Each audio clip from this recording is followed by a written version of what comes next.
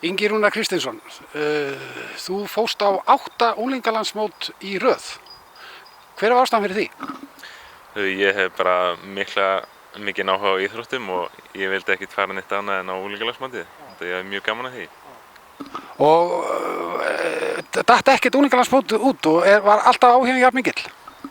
Já, hann var alltaf jafn mikill, en ég vildi að hann hefði verið meira hjá jafnöldurum mínum þegar að leið á aldurinn út eða svona. Þetta var mikið þátttaka upp í 16 ára aldur, en svo 17 og 18 ára þá var svona minni þáttaka meðal keppenda, en ég hef alltaf gaman að þessu. Síðan fór fjöldi þáttakenda upp á við og greinilega mikill áhugi fyrir þessu móti á meðal unglinga og krakka.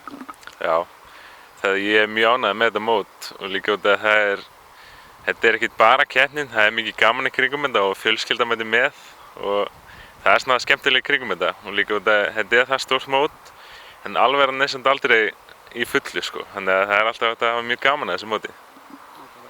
Segðu mér hvað þú hvetur krakka til að taka þátt í þessu, áttu ykkur svona boðskap til unga krakka sem að fara á móti?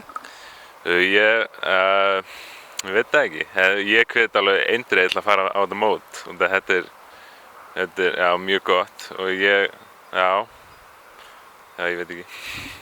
Ég veit ekki með boðskap en þetta er bara gott mót í alla staði og þetta er góð forvörn bara. Hvað finnst þér svona standa upp úr í þessum mótum? Nú eins og þáttakarnir er alltaf að verða meira og meiri, hvað er það svona sem þú hvetur krakka til að fara þetta? Hvað er það svona helst sem stendur upp úr á þessum mótum? Það er alveg bara gaman og ég hvet krakka til að taka þátt bara í fleiri en sinni íþróttagrein eins og ég er náttúrulega í frjálsum og krakka sem eru í boltaíþróttum, það er mjög gaman að fá þá og keppa til dæmis í hlaupunum, að fá tíma og keppa kannski ár hvert og sjá bara bætingar á milli ára og bara hafa gaman að það líka. Það er fyrst og fremst að hafa gaman að þessu? Já, það er örugglega boðskapurinn minn, myndi ég segja, hafa gaman að þessu móti. Það er númer 1 og 3.